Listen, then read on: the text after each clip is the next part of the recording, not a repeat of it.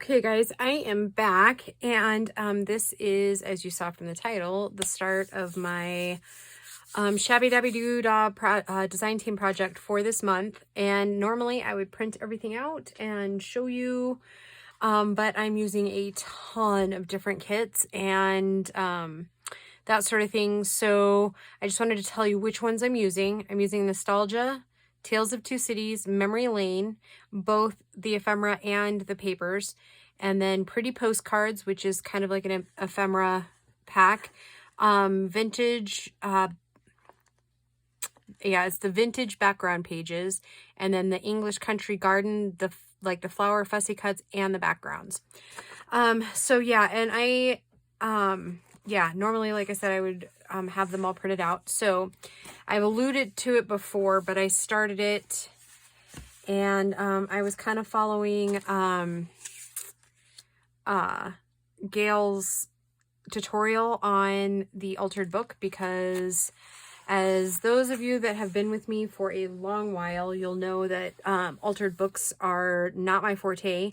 And so this last series that she did, she really went through and kind of pointed out exactly what needed to, what you needed to do. And so it was really helpful. So yeah, thank you, Gail, for doing that. However, when I watched the first video, you know, you get all excited and what have you. I got so excited, I just started going for it. And if you'll notice, this book, the spine is almost 2 inches. So when I was at the dollar store, I found it and I oh my gosh, it's perfect, blah, blah, blah. Well, in Gail's video, in the first couple of sentences, she says, you know, don't make more than 20 pockets. So look at this mess, guys. I love it, but it is a hot mess. And I got to about here and I ran out of all the kit papers, right? So from here back, you're going to see a few duplicates of the papers, right? It's okay. It doesn't, I tried to place them in different areas so you couldn't tell right away that that's what it is. So then Gail also said that, you know, if you do too many, you're going to have, a chunky monkey. So as you can tell, it's not yet a chunky monkey. It still kind of stays closed on its own. So I've decided that the things that can go in here are going to have to be really flat ephemera. So the things I'm going to focus on with you guys is the cover and how we're going to make the cover, since I can't put a ton of lace without it literally hanging open like this, right? Being that chunky monkey, is that I'm going to put all of the lacy stuff on the outside, and then we'll fill it with some ephemera. And I've decided on a couple of ways of doing it. I am going to obviously make as flat as possible. Again, I'm using some of the kit ephemera here. I filled a couple of pockets just to get an idea of how much room I'm going to have. And what kind of things I can put in that are super flat, that aren't going to totally oh, that's, I keep doing that. Okay, so this is one of those diagonal pockets that I do. So it's got little, and I may end up having to cut these down a little bit to make them fit a little bit better. But I keep grabbing it, thinking I didn't glue a pocket. But yeah, these are just greeting cards that I've cut down. So,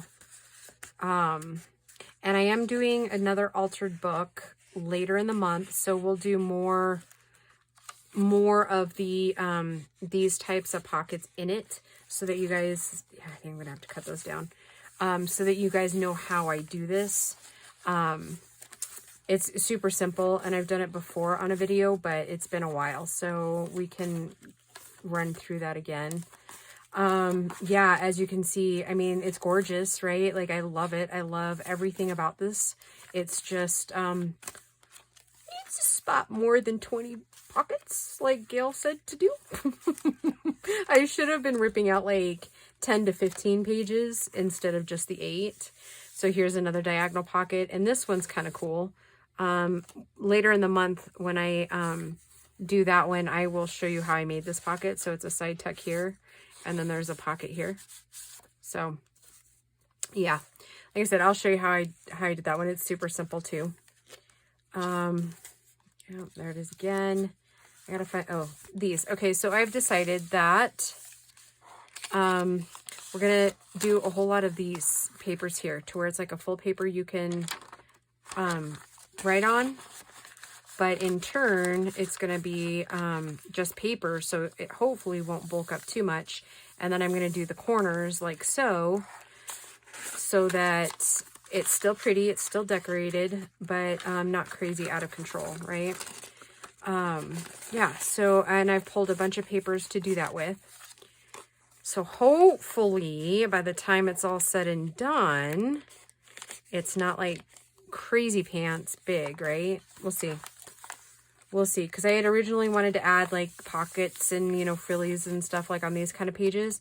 But I think what I'm going to do instead is take some of the line paper that I've dyed and just like do like little splotches here, right? So it could still be written on. And then I don't know that we're going to have any room for paper clips or anything. So I'm hoping. We'll see. So to start my cover, I'll stop talking and get to work here. I am going to be painting this red book. And little Sully Man is missing his Gracie. And so he's coming to visit us. So if I jump, for those of you that are new, we have a solid little black kitty here who likes to jump on you when he thinks he needs attention. Ugh, and this stuff is getting a little thick. Okay, so what I'm using today is cashew chalk paint from Waverly, and I get that from Walmart. I think it's around $3 a bottle.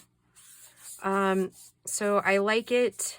I like the chalk paint a lot. It is very, very, very, very similar to gesso paint in like the thickness department. It goes on about the same. So yeah, you're gonna see me doing a lot of painted covers this month. Some more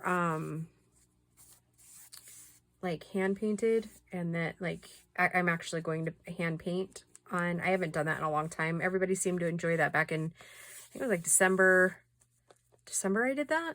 I think that was like my very first design team project. Was it a design team project? Oh no, I don't even remember now. It might have been my very first one that I did for Susan Taylor Brown. And I think it was in December. I honestly, sorry guys, I can't remember. I used Susan Taylor Brown's stuff, like her kits, but I can't remember if that was at the point where I was already on the design team, or if that, like, the design team happened just a little bit further out, if you will. So I'm just going to give this good healthy coats. It'll probably take 2 to cover the red so that the red's not bleeding through. But yeah, so that's all I'm going to do in this segment of the video, because it does dry fast. So I'm going to let it all dry. I'm going to paint the other side, and then it'll all be part of the same video, but then I'll come back and kind of show you. I haven't quite decided which lady's going on the front. I kind of have an idea. I think it's going to be this little girl here. And then I think we're going to layer it up on some of, this came from Deb at Artsology, this picture here. But I think I'm going to mount it on some of Tina's background pages. So yeah, we'll gussy it up, and I may do a tassel on this one. Tassels generally aren't my forte. But I think since we can't do a whole lot of decorating on the inside, we're going to go ahead and do, as much gussying as I think it needs. So yeah, I will see you guys in a few minutes when this is all dry, and we will just, I'm going to show you a couple of different painting techniques that I use on covers, and yeah, then we will get cooking. And like, oh, I should say, I don't plan to show a ton of the ephemera Did I already say that? A ton of the ephemera work, because I just don't think that that's something that you guys would be interested in. I mean, maybe you might be, but I'll do like one that has like, you know, this is what I'm doing for all the flat work. But yeah, so I will see you guys. I'll just stop talking and I'll see you guys in a little bit. Bye. Or I'll be right back. Okay, guys, I am back this morning. It's been drying, and I got a couple of oopses here, but I think it'll all be okay once we, oh no. Eek. Yeah, it's fine. We'll do some touch up if we need to. So the next thing I'm going to do is, the next steps are really important. Okay. So if you're going to recreate this, super simple technique, you have to have a glue. I use really cheap glue. Right now, I think they're like, I don't know, 50 cents a bottle at Walmart. So, and you don't need very much, and you have to have a fan, like, and you're gonna, I have it over here and you're gonna hear it on the video. I normally try not to do loud things on camera, but it's important that you see it so you get the technique. So, and I'm not going to be overly worried about this and about the spine, because we're going to be covering this, right? And then this will be covered with my picture. So, what I do is first I'm going to be mixing, oh boy, hold on. Let me grab my other mat really quick, and then I can kind of get rid of, well, no, I can't get rid of that either, right? Because that's what this is kind of the mat I use for painting, and why I didn't have it out yesterday is anybody's guess. But let's see. Let me check the camera, because I'm going to need to show you what I'm doing in both places. Okay. So I can go over just a little bit more. Okay. Okay. Is the journal in frame? Yeah, for the most part. Okay. All right. So I have a little cheap palette I got at the dollar store. And I think this may be too dark. So, again, not really for sure. And I'm taking a little bit of pink, and we're going to go in layers, okay? And my glue, I'm just going to pour out here. Just a little bit. Okay, so this is really,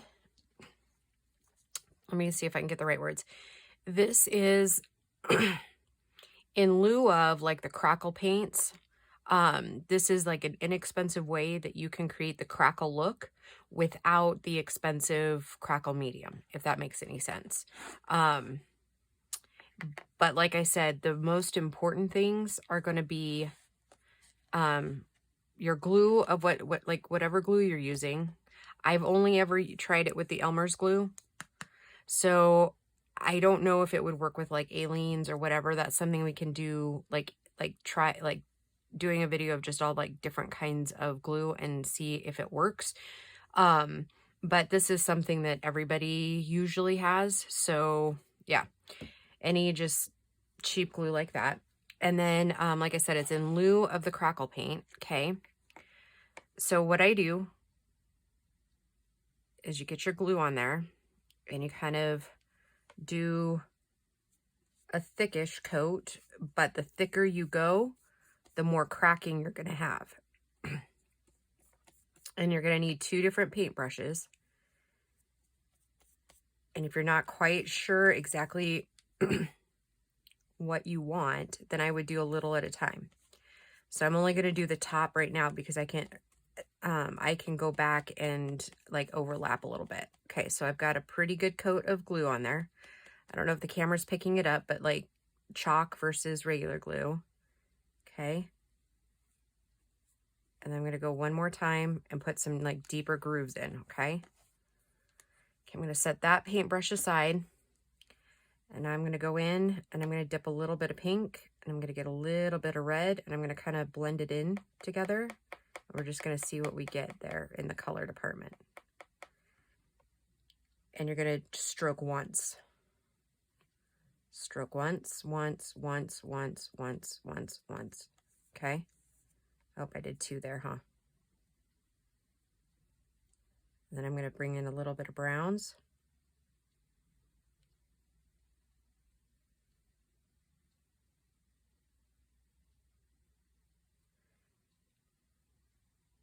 Okay, now is when you turn on your fan.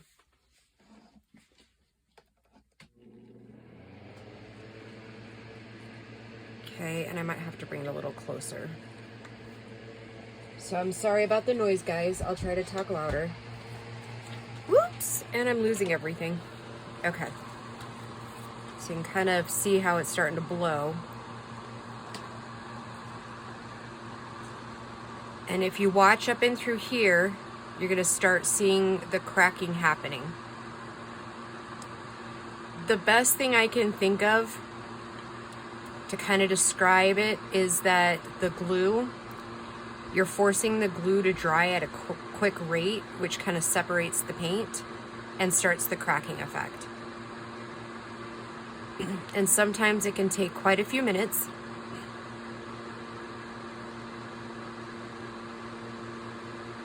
Here you can start to see that it's starting to crack up a bit.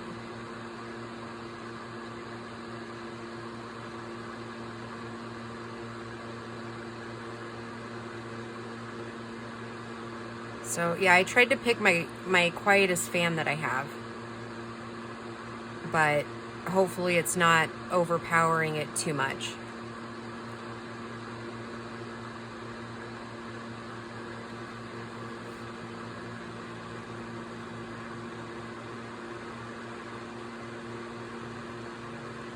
But the fan for this technique is like one of the most important things, okay?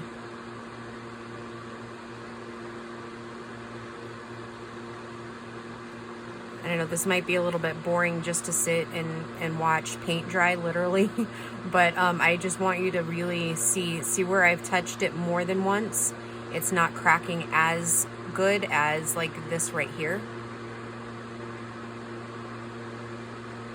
And that's okay, we can add another layer up there. Or we might decide with a little bit of sanding we like the way it looks. It's kind of one of those things you have to kind of wait and see. I would assume another trial we could try is actually using like a craft the only way I know them is like an embossing gun. I don't know if that's, or like a heat tool. We can try it. I don't know that that would work as well as the fan, but we can try it in a later video.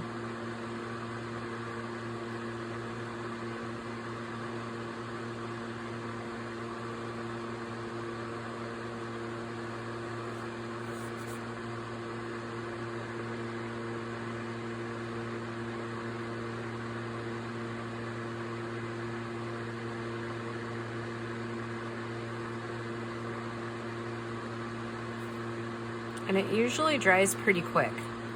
So let me do a little bit more with you. And then we'll just kind of see what we're getting. Because let me pull this up and see if you guys can get a better view of it. It's cracked up in through here. This darker parts, you can't really see it a whole lot. So I'll probably go back over the top of that, not on camera, but back up through there. But see how it's cracked up through there. And like I said, the heavier you go with your glue is how you get more cracks. So let's make one or do a portion that is really cracked, okay? So you really pour on the glue, right? Really brush it in there.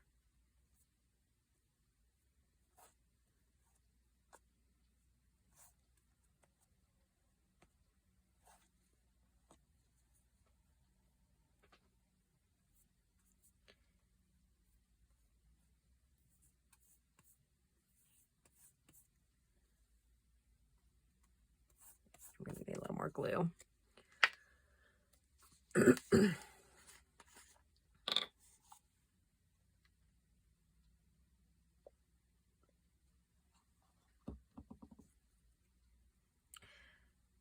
And I've only used the white school glue. I would assume that if you have like the clear glue, that would probably work too.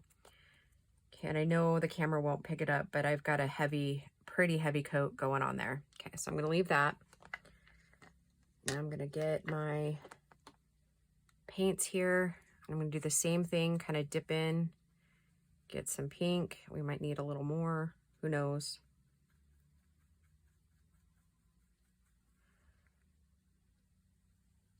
Down.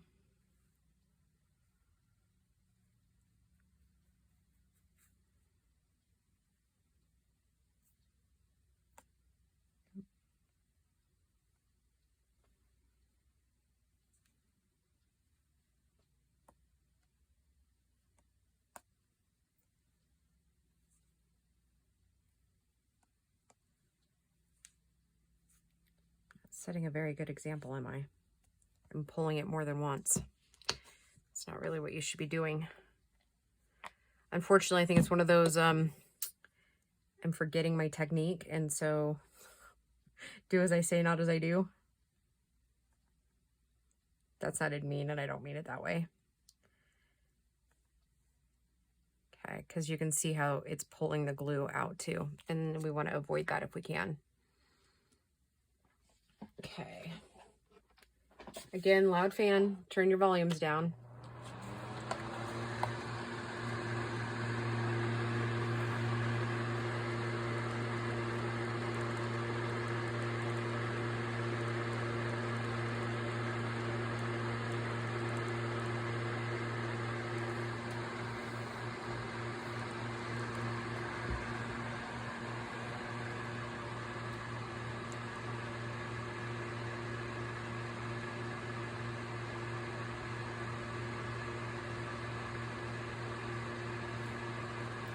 I'm hoping to at least get this corner dry a little bit, because obviously I have to go back up through here and kind of touch everything up, make it more cracky, if you will.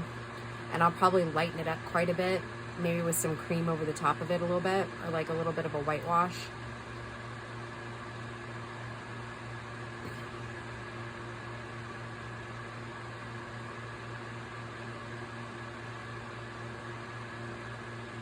But I want to show you the thicker you go, the bigger cracks you get. So you can start seeing the cracks happen in here.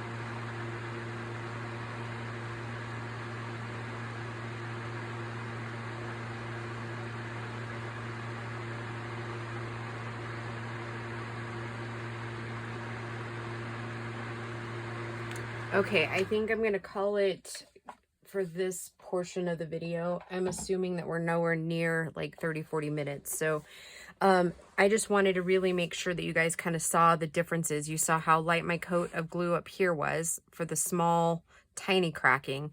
And then obviously as this dries even more, it's gonna be even more cracked. So yeah, I'm gonna pause it, let the fan kind of finish out this portion, and then I'm going to finish up the cover, like that part of the painting, kind of put my layers in, and then I'll come back and kind of show you the end results. All right, see you in a bit.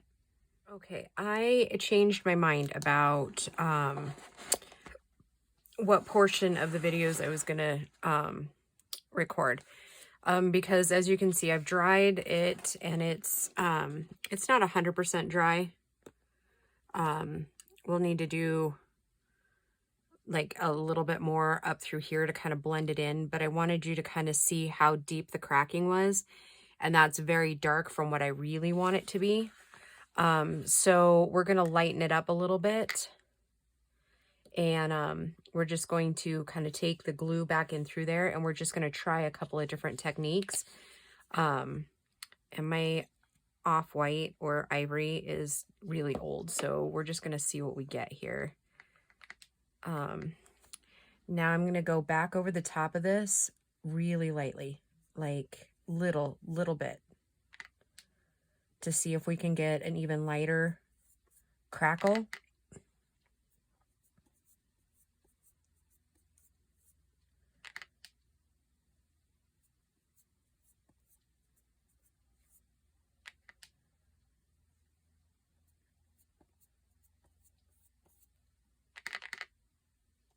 Of lighter colors. I think I just said that, but at any rate.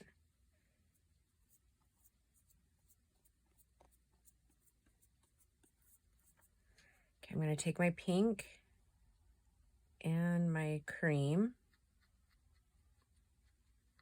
Let's see if we can, oh, that's really light now. Let's take the ivory.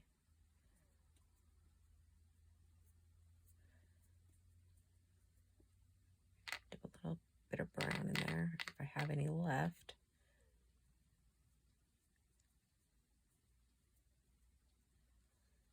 Yeah, and I'm starting to pull the glue and the paint, so I have to be a little quicker.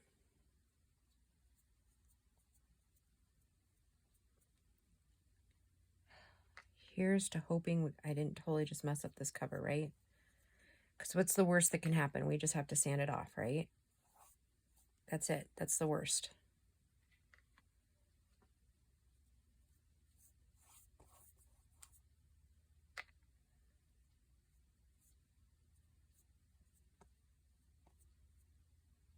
Yeah, I'm just pulling too much off here.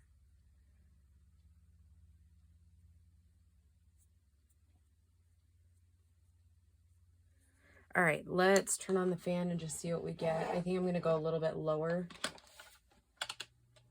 so it's not quite so loud.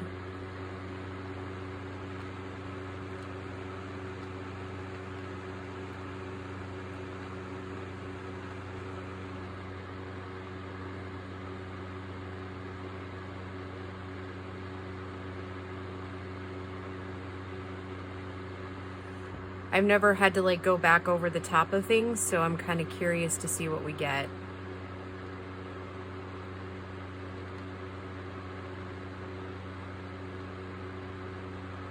I'm kind of worried about here and here where I've pulled the glue, so again, I may have to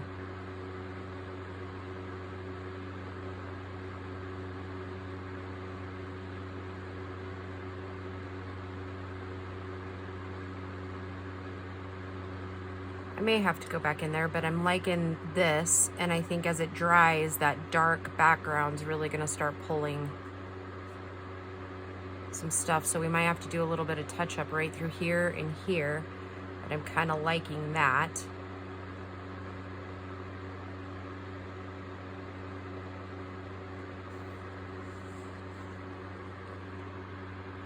I guess another thing I want to say is don't be afraid to mess up, because I think our greatest mess ups are our greatest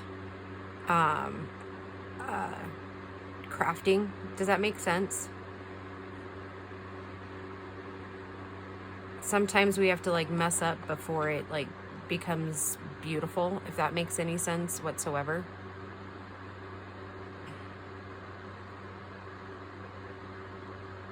Yep, I'm starting to like the way it's pulling apart down here to kind of, you can kind of see the underlaying cracking here.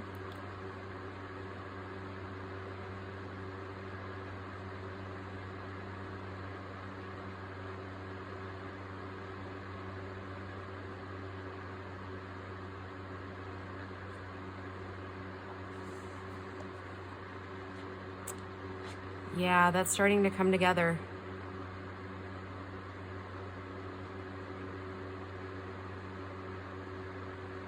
Might take a little something in here because you can tell the crevices here, so I might be sanding a little bit to kind of get that top layer off a little.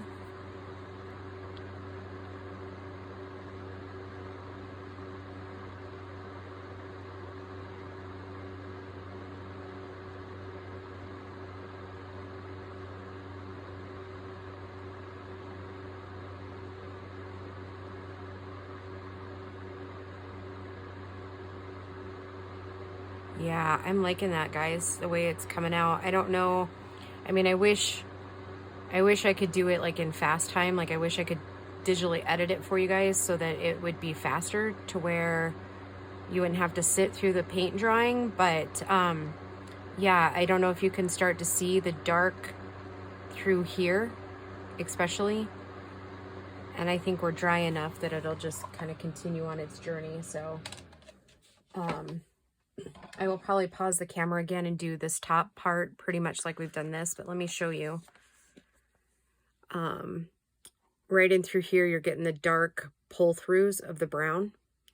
And I think what's going to happen is when I put on, because I think I'm going to do Antique Mod Podge, and I think what's going to happen is that sealer is going to go down into all those cracks and crevices and really pull out the dark. So yeah, it's just a work in progress. So I'm going to go ahead and do this side like I've done this side to kind of all make it match. And then I'll bring you back for like the sanding like of this area here. And yeah, we're just, like I said, we're just going to create it and see what we get. Okay, I'll be right back. Okay, guys, I am back with this little cover here. And as you can see, I got the cover done, but using the old paint that I did, it left a few little chunks. Not to worry, we're going to take, let's see, what is this? 150 grain, and I'm going to go softly over it, kind of get any of the bumps out that I don't like. We're going to take a little bit down here, kind of lighten that up, or darken it up, I guess, maybe.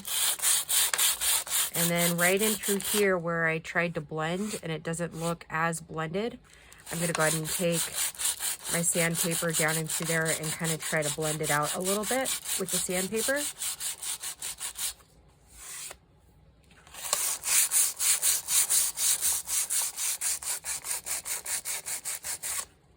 Just like that, kind of pulling those colors up.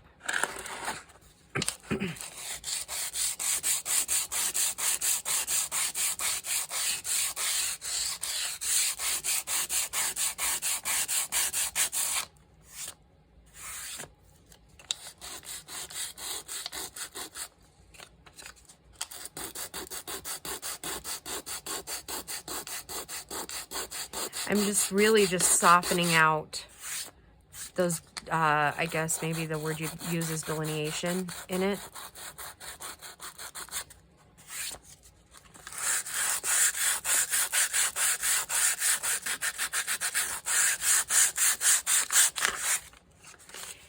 And if you have a sanding block, definitely use that, right? Like, I just don't happen to have one, and I never think to grab one when I'm in town, so I think it'll have to make it on the list now because I've got a couple of covers I think I want to do, not necessarily in this technique, but definitely in the painting part of it. Okay, I like how smooth that is. Okay. I do, however, want a little more showing through on this edge, like of the dark. That's not working.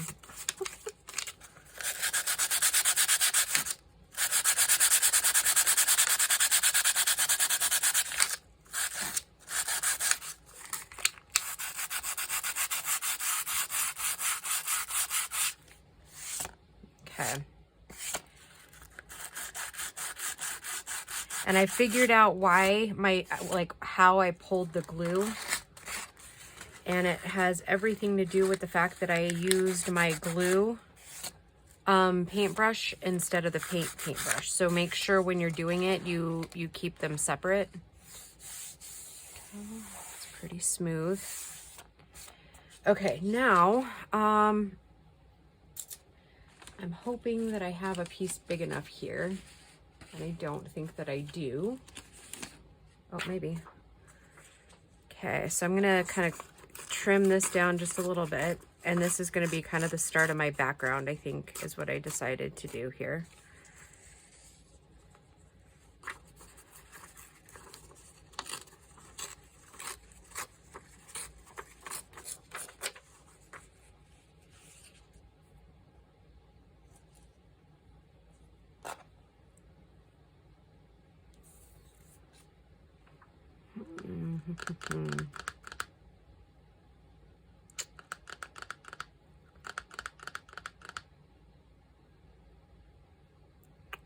What am I thinking? Oh, because I'm going to put, I think I'm going to use some of Tina's background right there as well. And I'm just trying to decide which one to do. Because it's got soft, really soft flowers.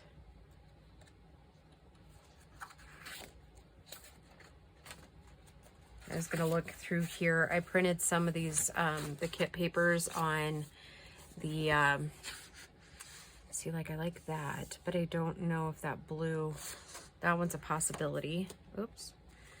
So we can kind of pull, that's a possibility, pull some of the blue in. Sorry, I'm not very good at finishing my sentences today. I apologize. And I think this one will probably be, because it'll pull in the yellows and the blues that are already in the kit, plus it has a little bit of pink. So I'm gonna set this aside and we're gonna kind of tear around it with a tear ruler if I could find it.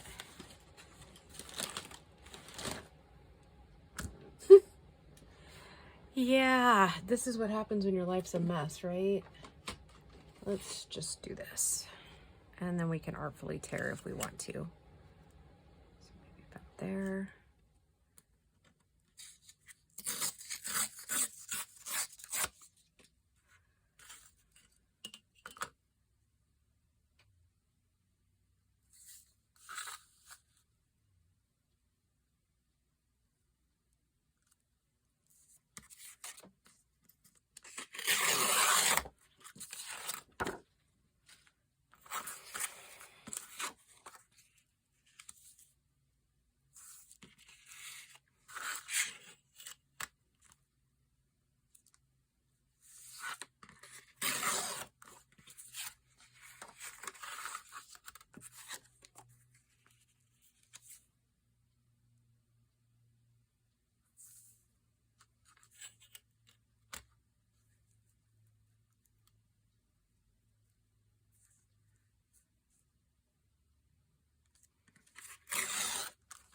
Okay, let's see how this looks.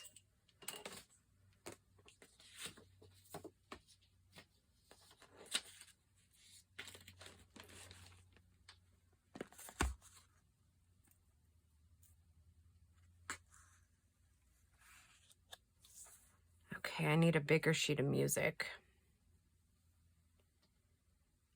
Unless we kind of off kilter them a little bit. Do we like that? I think we do.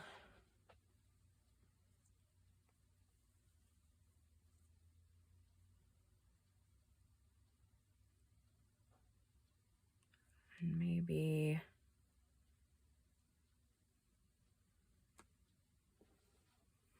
okay, so I'm gonna leave this for decision later. For now, I'm gonna go ahead and slightly ink up around these edges a little bit. And I'm just using the vintage photo. I don't want a ton, and I'm gonna go ahead and glue it down.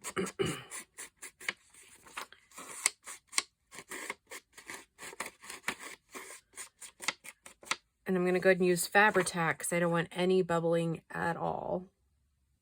Or Fabri-Fix, whichever one it is that I have these days.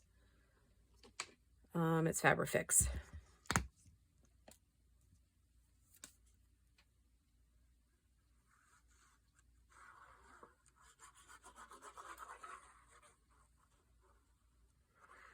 I'm gonna go as close to the edges as I can possibly get.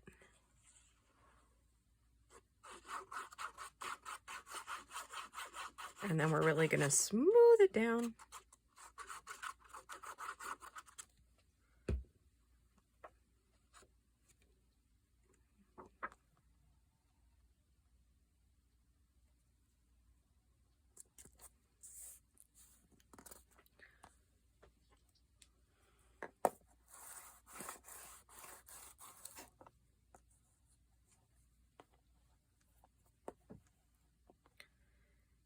That's not what I want to have happen.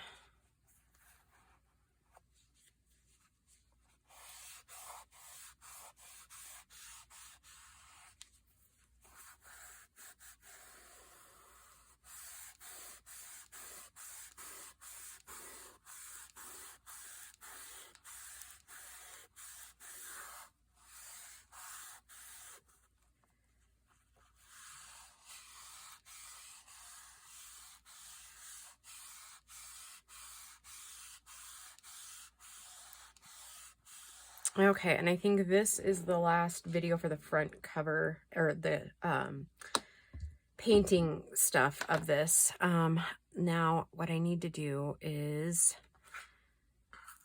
because I'll paint like the back cover and stuff off camera so that you don't have to watch all that paint drying again. Okay, what I'm going to be using here is the Mod Podge Antique. Fair warning to anybody who has sensitive smells, like sensitivity to smell. This stuff smells atrocious.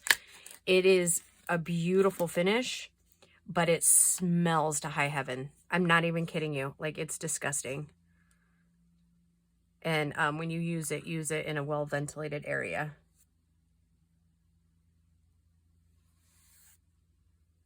I mean, the results are beautiful. Don't get me wrong. Like, I love the results, but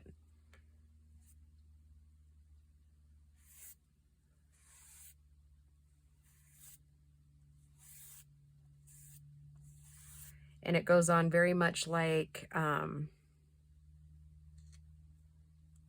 regular Mod Podge.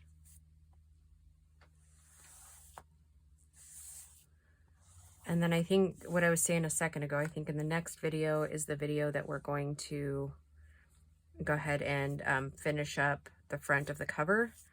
And then we'll kind of run through maybe one episode of like making really flat ephemera.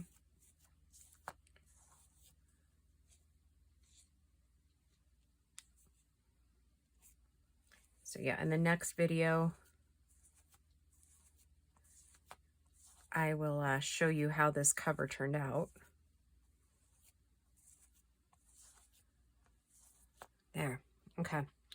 And I've got a little bit of bubbling, which I will take care of here in a minute off camera. But what you do to take care of bubbling is you poke holes in it.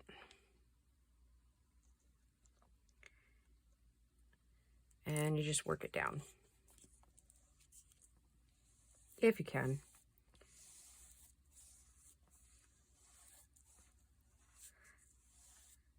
If it'll work down, work it down. If not, still poke your holes. And then we can kind of, when it's all dry, we can go up in there and throw a little bit of glue up in there. I don't tend to worry about it too much when it's wet, per se. I mean, obviously I try to work it down a little bit, but sometimes you just can't.